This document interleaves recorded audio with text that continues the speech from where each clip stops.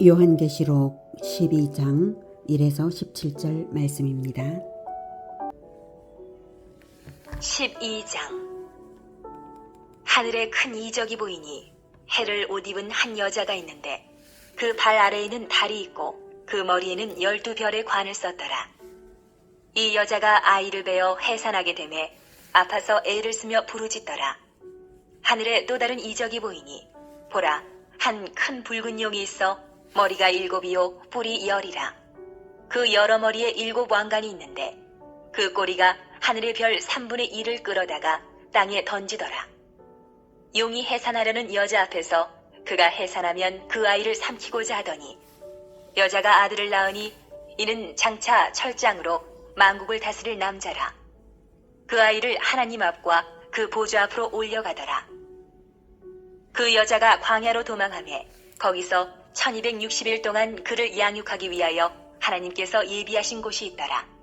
하늘에 전쟁이 있으니 미가엘과 그의 사자들이 용과 더불어 싸울세. 용과 그의 사자들도 싸우나 이기지 못하여 다시 하늘에서 그들이 있을 곳을 얻지 못한지라. 큰 용이 내쫓기니 예뱀 곧 마귀라고도 하고 사탄이라고도 하며 온 천하를 꿰는 자라. 그가 땅으로 내쫓기니 그의 사자들도 그와 함께 내쫓기니라. 사랑하는 형제 여러분, 10월 14일 토요일 저녁 목상에 오신 것을 환영합니다. 요한계시록의 요지는 그리스도의 등장으로 인해 도래할 대종말까지의 과정을 알리시는 것인데요. 결론적으로는 불신 세상은 심판을 당하고 믿음을 지킨 교회는 영원한 임마누엘로 들어간다 이것입니다. 4장은 최후 심판이 벌어질 재판정의 첫 장면을 보여주셨고요. 5장에서는 두루마리의 봉인을 떼시는 자격자, 즉 재판의 정당한 주체가 바로 그리스도이심을 보여주었고요. 6장에서는 드디어 봉인을 하나씩 뗄 때마다 하나씩 재앙이 집행이 되는데 6째 인까지 떼시고서 7장에 삽경이 있었죠. 14만 4천의 하나님의 종들의 이마에 인이 쳐지고 나서 아무도 능히 셀 수 없는 수의 백성이 하나님과 어린 양 그리스도의 구원을 찬양합니다. 그리고 8장에서 드디어 7째 인을 떼자 제단 불로 성도의 기도는 향이 되어 하나님께 올려지고 땅에 거하는 자들에게는 제단 불이 재앙으로 쏟아졌습니다. 그리고 나팔의 재앙이 첫째부터 넷째까지 집행됩니다. 9장은 5째 나팔, 6째 나팔의 재앙이었고요. 6째와 7째 사이에는 삽경이 펼쳐지는 그런 패턴이 있습니다. 그래서 6째 인의 재앙이 끝나고 7째 인의 재앙이 시작되기 전에 삽경이 주어졌던 7장처럼 이제 10장과 11장은 6째 나팔 재앙이 끝나고 7째 나팔 재앙이 시작되기 전에 삽경이었어요. 한 강한 천사라고 표현된 그리스도가 급박하고 필연적으로 집행될 심판을 선언하시고서 요한에게 작은 책을 먹으라 하셨고 먹었더니 내 입에는 꿀같이 다나 먹은 후에 내 배에는 요한의 배에서는 쓰게 되었다라고 하는데 언약 백성에게는 구원의 기쁨이지만 동일한 그 말씀이 믿지 않는 자들에게는 심판의 말씀이고 그리스도인들은 그 말씀을 온 세상에 전해야 함으로 쓴 것입니다. 그리고 갈대자로 성전과 제단과 경배하는 자들을 측량하라 하셨고요. 이방인에게 짓밟힐 영역은 측량하지 말라 하셨습니다. 42달 즉 1260일 동안 두 증인은 예언을 하고 그들에게 죽임을 당하지만 부활하여 승천하고 성은 큰 지진에 10분의 1이 무너지고 7,000명이 죽습니다. 여기까지가 삽경이었고요. 7째 나팔을 부니 7째 재앙이 집행되기 직전에 다시 재판정에 앉아있던 24장로의 찬양이 나와요. 4장의 그 재판정이죠. 하늘의 천사들의 찬양이 먼저 울리고 24장로들의 찬양이 있고 하늘의 하나님의 성전이 열리는 것까지가 11장이었습니다. 그러니 이제 7째 나팔의 재앙은 아주 중요성이 더욱 커졌음을 알 수 있죠. 이 삽경이 아주 거대하게 점점 더 규모가 커지고 있어요. 7째 나팔의 재앙은 16장에 가서야 본격적으로 나타납니다. 그전에는 계속해서 새로운 삽경이 펼쳐집니다. 마치 심판이 있기까지의 과정이 어떤 것인지 확인시켜주는 영상을 보여주고 나서 심판을 집행하려는 것 같아요. 본장 12장부터 14장까지 그 영상이 이제 계속 진행될 것이고요. 본장에서는 마귀와 교회의 싸움이 하나의 드라마로 상징된 것을 마치 영상처럼 이제 보여주는 것입니다. 자, 먼저 1절 하늘에 큰 이적이 보이니 해를 옷 입은 한 여자가 있는데 그 발 아래에는 달이 있고 그 머리에는 12별의 관을 썼더라. 이 여자가 아이를 베어 해산나게 되매 아파서 애를 쓰며 부르짖더라. 여기서 해를 옷 입은 한 여자는 교회 즉 언약 백성을 상징합니다. 교회란 하나님을 믿는 언약 백성이고 아담과 하와 때부터 구약 시대 내내는 물론 신약 교회까지 이어지는 모든 과정에서 언약을 믿고 믿음에 합당하게 사는 공동체는 하나님의 여자로 상징된 것이고 그리스도의 신부로 상징된 것입니다. 이 상징의 첫 모티브는 에덴 동산에서부터 있었죠. 창세기 3장 15절에 여자의 후손이 옛뱀 마귀의 머리를 상하게 할 것이라고 알리셨고 언약 백성은 그 언약을 믿고 메시아를 기다렸어요. 언약 백성 가운데에서 인간의 육신을 가지고 태어날 후손 메시아를 기다리는 것이죠. 바로 그것을 믿고 기다리는 자들, 그들이 바로 여자입니다. 여자의 후손이 태어난다고 했으니까 믿음으로 낳을 여자, 바로 구약의 교회죠. 즉 그리스도를 배태하는 여자는 단순히 마리아 일개인이 아니라 구약의 교회가 그리스도를 배태한 것입니다. 하나님은 그리스도를 출생시키기 위해 구약시대 전체를 사용하시고 율법을 통해 진리를 주시고 역사를 이끌어 오시면서 언약 성취의 걸음을 걸어 오셨어요.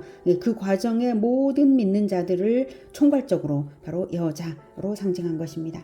구약의 교회는 그리스도를 기다리면서 고난의 역사를 겪어내었잖아요. 그것을 여자의 산고로 인해 부르짖는 것으로 상징한 것이죠.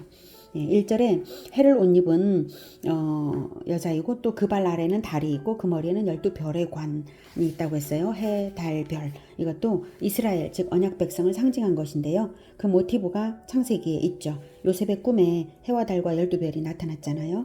아버지 야곱도 형제들도 그 꿈을 듣고 그것이 해, 달, 별이 다 자기들을 의미하는 것임을 알아들었어요. 12지파로 번성한 언약 백성이 바로 구약교회의 영광이라는 것을 12별의 관으로 상징한 것입니다. 3절 하늘에 또 다른 이적이 보이니 여기서 이적은 붉은 용이 나타난 것 자체를 말해요. 아까 1절에서의 이적이 있다라고 해서 해를 옷 입은 여자를 말해주고 있죠. 그러니까 해를 그 장면 자체를 이적이라고 표현을 했어요. 그래서 다른 이적이 있으니 보이니 보라 한 큰 붉은 용이 있어 머리가 7이요 뿔이 10이라 그 여러 머리에 7 왕관이 있는데 한 큰 붉은 용은 마귀입니다. 창세기 3장 15절의 예언대로 마귀와 그리스도의 대결이 펼쳐질 것인데요. 용의 머리가 7이요 뿔이 10이고 7 왕관을 쓴 것은 다니엘서의 그 모티브가 있어요. 바다에서 올라오는 4짐승들이 있었고 그중 마지막 짐승은 뿔이 10이었고 그중 크게 말하는 뿔도 있었죠. 그 4짐승이 세상 제국들인 것을 다니엘서가 말하고 있어요. 바벨론, 바사, 그리고 헬라, 로마 이것들로 이제 역사가 바로 그것을 입증했습니다. 그런 것처럼 그리고 또 그 각각의 제국들에 이제 등장하는 이제 그 구성 요소인 나라들 또는 왕들이 바로 뿔 이렇게 표현이 된 것이죠. 그래서 뿔이나 왕관은 권세와 왕권을 의미합니다. 즉 마귀는 세상 나라들의 권세를 사용하여서 교회를 박해하려고 하는 것입니다. 4절 그 꼬리가 하늘의 별 3분의 1을 끌어다가 땅에 던지더라. 용이 해산하려는 여자 앞에서 그가 해산하면 그 아이를 삼키고자 하더니 마귀가 하늘의 별 3분의 1, 즉 언약 백성 중 일부를 미혹하여 타락시키는 것이고요. 마귀는 그리스도가 자기의 머리를 상하게 할 자인 줄을 알기에 그리스도를 이제 죽이려고 그리스도의 등장을 막으려고 했습니다. 과거 애굽의 바로가 히브리 민족의 모든 신생 남아들을 나일강에 던져 학살했잖아요. 그것이 한 예입니다. 그리고 바사제국에서 최고의 권세를 누리던 하만이라는 자가 유다인 전체를 몰살하려던 일이 있었죠. 그게 에스더서에 나오죠. 그런 것과 그리고 예수님 탄생 때에는 헤롯 왕이 베들레헴의 2살 아래 모든 남자 아기들을 죽인 것 등이 바로 마귀의 준동입니다. 자, 그것들을 뜻하고요. 자, 5절에서 여자가 아들을 낳으니 이는 장차 철장으로 만국을 다스릴 남자라 그 아이를 하나님 앞과 그 보좌 앞으로 올려가더라. 메시아 시편인 12편 9절에 내가 철장으로 그들을 깨뜨리며 질그릇같이 부수리라 하시도다 이렇게 말씀하고 계시죠. 7, 8, 9절 제가 다시 읽어보면 내가 여호와의 명령을 전하노라. 여호와께서 내게 이르시되 너는 내 아들이라. 오늘 내가 너를 낳았도다. 내게 구하라. 내가 이방 나라들을 내 유업으로 주리니 내 소유가 땅끝까지 이르리로다. 내가 철장으로 그들을 깨뜨리며 질그릇같이 부수리라 하시도다. 이게 바로 이제 메시아에 대한 것이고, 여기서 내가는 메시아의 화법으로 이제 다윗이 기록한 것이죠. 그래서 메시아를 화자로 하여서 이제 노래한 시편입니다. 이것을 볼 때 장차 철장으로 만국을 다스릴 남자, 철장으로 만국을 다스릴 남자는 바로 그리스도를 뜻하는 것입니다. 그러므로 5절은 언약 백성이 그리스도를 등장시키는 통로가 되었다라고 하는 거죠. 여자가 나왔다. 언약 백성이 그리스도를 등장시키는 통로가 되었다. 이것과 또한 그 아이를 하나님 앞과 그 보좌 앞으로 올려가더라라고 했죠. 이것은 그리스도가 하나님께 헌신되도록 올려드렸다. 즉 십자가와 부활 승천으로서 그 헌신이 완성되었죠. 그렇게 해서 완전한 제물로 올려드렸다라는 것을 나타냅니다. 자, 그런데 여기서 예수님은 자기 스스로 자신을 올려드린 것이지 그 어느 누가 예수님을 헌신케 한 것은 아니죠. 그러므로 이 부분도 오직 예수님께만 적용할 필요는 없는 것입니다. 우리는 그 진리를 파악하는 게 중요해요. 그래서 예수님은 제자들에게 자기 자신을 제자들에게 투영시키고 예수님의 사역을 연속시키심으로써 자신의 사역을 모든 세대 모든 민족에게 확장시키잖아요. 예수님이 12제자를 낳으심으로써 되는 일이죠. 그렇게 볼 때 여기서 아들을 낳고 하나님께 올려드리는 여자의 역할도 그리스도의 역할이면서 교회의 역할이면서 또 자신을 헌신한 아들의 역할 역시 그리스도께서 그러셨고 교회가 그래야 하는 것이죠. 헌신한 아들을 낳고 헌신할 아들을 낳고 스스로 헌신하는 역할 그 자체가 그리스도의 역할이고 교회가 함께 이루어가는 사역입니다. 자, 그것을 이제 드라마틱하게 이제 판타지 소설처럼 이렇게 표현을 했기 때문에 그런 것입니다. 자, 6절 그 여자가 광야로 도망하매 거기서 1260일 동안 그를 양육하기 위하여 하나님께서 예비하신 곳이 있더라. 여기서 1260일은 예수님의 공생애가 3년 반이었으므로 그리스도와의 동행기간을 의미하는 상징수입니다. 14절에 한때 두때 반때도 마찬가지고요. 11장에 42달도 마찬가지입니다. 전부 다 1260일 동일하죠. 3년 반 42달. 네, 다 동일한 기간인데 맥락에 따라 보호받는 기간이라는 의미, 양육받는 기간이라는 의미, 또는 고난받는 기간이라는 의미, 또는 사역의 기간, 연단받는 기간 등의 의미로 부각되는 것이죠. 아무튼 그리스도의 공생애가 바로 그것인데 우리들에게 적용하면 이렇게 강조되는 것은 굉장히 중요하기 때문에 강조되고 있는 것입니다. 어떻게 적용하느냐가 중요하죠. 교회가 주님 오실 때까지 연단받으며 복음을 전하며 온전히 양육받아서 장성하기까지 하는 그런 기간을 말하고요.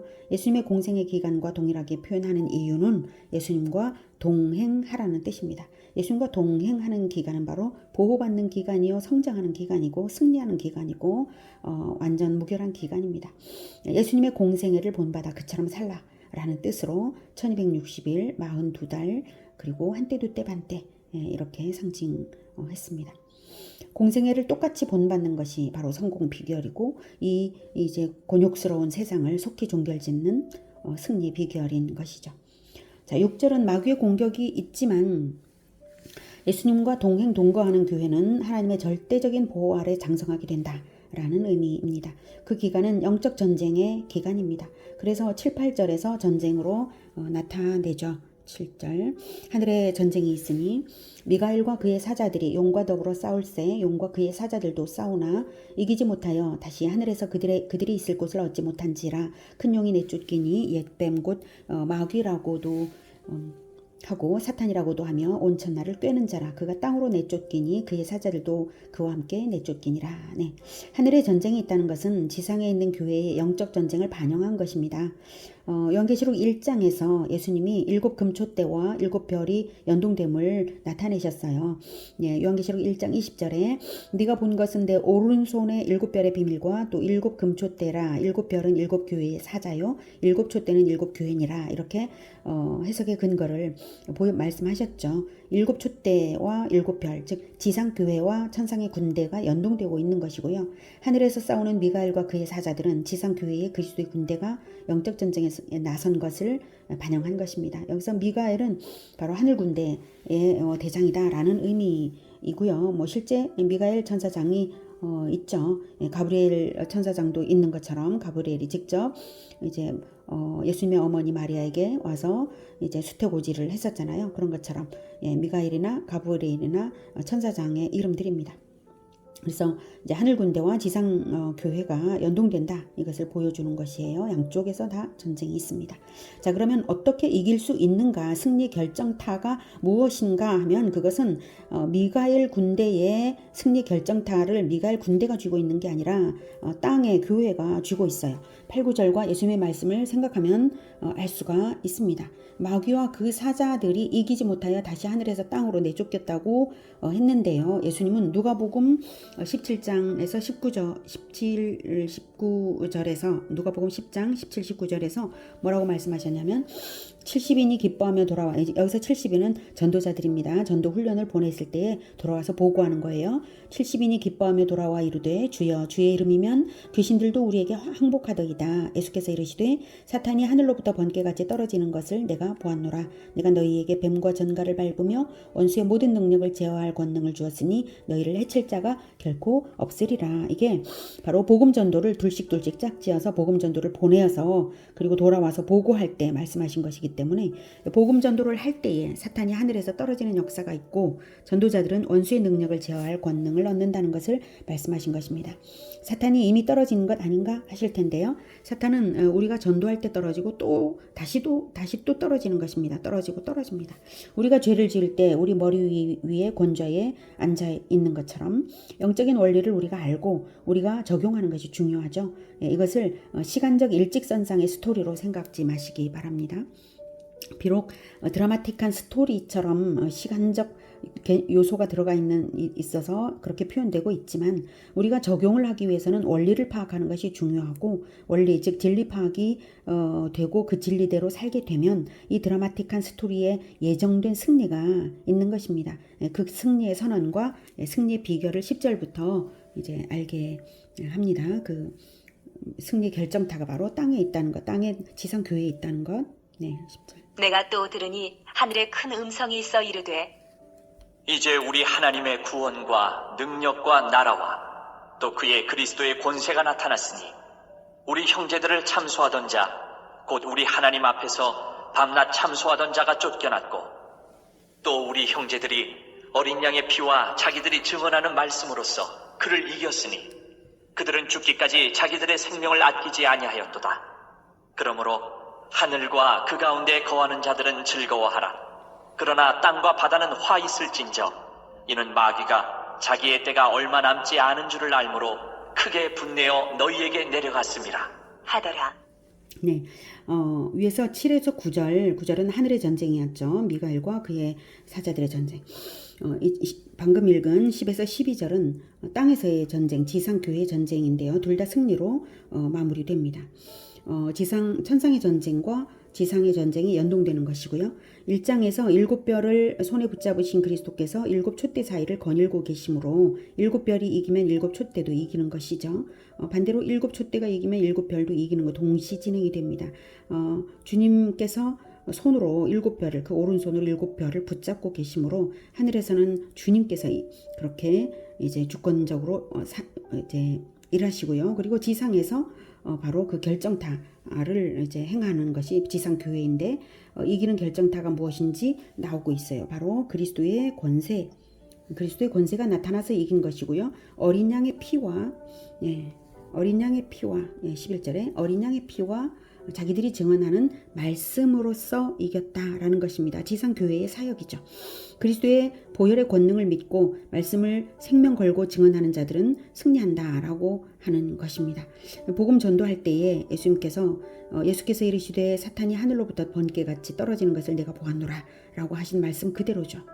패배한 마귀는 성도를 참소하는 자였고 그러나 패배하였으므로 땅의 사람들에게 역사하기 위해 내려갔다는 것입니다. 마귀가 아무리 전도자들을 참소하고 교회를 참소하여도 패배합니다. 결국은. 네. 그리고 자기의 때가 얼마 남지 않았으므로 즉 종말의 때가 다가올수록 종말의 때일수록 더욱 기승을 부릴 것을 알 수가 있는데요. 바로 이제 하늘에 실존을 둔 성도들에게는 그 기승을 부리지 못하고 땅의 사람들에게만 역사하는 것입니다. 즉 그 소속이 땅이냐 하늘이냐, 우리는 그리스도께 소속되어 있으므로 하나님의 보좌 우편에 앉아 있는 실존을 가지고 있는 줄 여러분 믿으시기 바랍니다. 하늘에 실존을 둔 성도에게는 뱀이 역사하지 못한다, 마귀가 역사하지 못한다 라고 하는 것입니다. 이제 13절부터 용이 자기가 땅으로 내쫓긴 것을 보고 남자를 낳은 여자를 박해하는지라. 그 여자가 큰 독수리의 두 날개를 받아 광야 자기 곳으로 날아가 거기서 그 뱀의 낯을 피하여 한 때와 두 때와 반 때를 양육받으매 여자의 뒤에서 뱀이 그 입으로 물을 강같이 토하여 여자를 물에 떠내려가게 하려 하되 땅이 여자를 도와 그 입을 벌려 용의 입에서 토한 강물을 삼키니 용이 여자에게 분노하여 돌아가서 그 여자의 남은 자손 곧 하나님의 계명을 지키며 예수의 증거를 가진 자들과 더불어 싸우려고 바다 모래 위에 서 있더라. 네, 13절에 용이 자기가 땅으로 내쫓긴 것을 보고 남자를 낳은 여자를 박해하는지라. 여자는 교회를 상징한 존재라고 했어요. 12절까지의 스토리를 구약적 스토리라고 본다면 13절부터는 신약적 부분이라고 할 수 있겠죠. 하지만 본질적 진리는 같아요. 약간의 구분이 있지만 그래서 다시 영적 전쟁이 계속되는 것은 주님 오실 때까지 계속되는 것입니다. 또한 그래도 염려할 것이 없는 이유가 하나님께서 때를 따라 알맞은 방법으로 보호를 하신다는 사실입니다.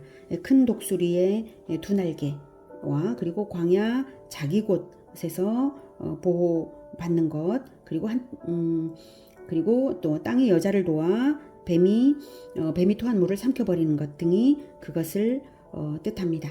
각각의 의미들은 구약적 모티브를 생각하면 이해가 되는 것이죠. 독수리의 두 날개는 신명기의 출애굽기에도 나오고요. 출애굽기 19장에도, 그리고 신명기 32장 11, 12절에는 이렇게 말씀하셔요. 마치 독수리가 자기의 보금자리를 어지럽게 하며 자기의 새끼 위에 너풀거리며 그의 날개를 펴서 새끼를 받으며 그의 날개 위에 그것을 엎는 것 같이 여호와께서 홀로 그를 인도하셨고 그와 함께한 다른 신이 없었도다. 이렇게 말씀하셔요. 이처럼 새끼 독수리를 연단시켜서 비행 훈련을 시키면서 보호하는 어미 독수리처럼 하나님께서 연단과 보호를 동시에 주신다는 것이고요. 광야 자기 곳 역시 광야에 있었던 성막을 연상시키므로 연단과 보호를 의미합니다. 절대적인 보호죠. 네, 그리고 땅이 물을 삼켜버리는 것은 뱀이 과거 하나님의 홍수 심판과 애굽 군대의 홍해 익사 사건을 생각하면서 동일한 방법으로 보복하려고 이 물을 막 토한 건데 하나님은 자연적인 힘으로 막아주신다, 이런 뜻입니다. 그렇게 한때 두때 반때를 양육받는다라고 하죠. 한때 두때 반때는 그리스도의 공생애와 동일한 기간이므로 그리스도와의 동행으로 성장하는 때를 말한다고 말씀을 드렸습니다. 그리스도와의 동행이 있으면 절대 안전하게 보호받고 장성한 분량에 이르는 것입니다. 17, 18절에 용이 여자에게 분노하여 돌아가서 그 여자의 남은 자손 곧 하나님의 계명을 지키며 예수의 증거를 가진 자들과 더불어 싸우려고 바다 모래 위에 서 있더라. 네, 뱀은 끝까지 교회에 대한 박해를 포기하지 않아요. 이 17절은 영적 전쟁은 계속되는 것이다, 이것을 알게 합니다. 그 여자의 남은 자손 역시 교회 공동체입니다. 여자도 교회요, 그 여자의 남은 자손도 교회입니다. 여기서는 남은 자손, 이것을 강조하는 것입니다. 영적 전쟁이 계속되는 역사 기간 동안에 하나님은 진짜들을 걸러내고 계신 것이죠. 남은 자손만. 예수님의 그물 비유에서처럼요. 예수님께서 마태복음 13장 47, 48절에 그물 비유에서 이렇게 말씀하셨습니다. 또 천국은 마치 바다에 치고 각종 물고기를 모는 그물과 같으니 그물에 가득함에 물가로 끌어내고 앉아서 좋은 것은 그릇에 담고 못된 것은 내버리느니라. 좋은 것과 못된 것을 가려냅니다.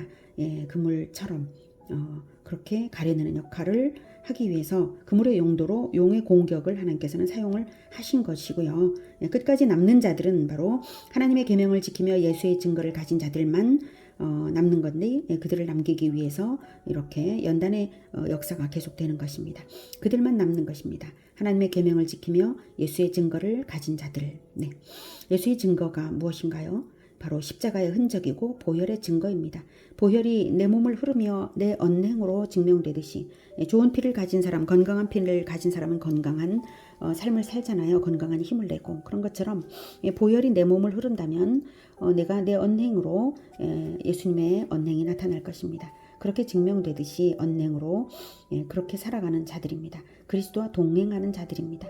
그런 자들은 하나님의 계명을 지키게 되어 있고요.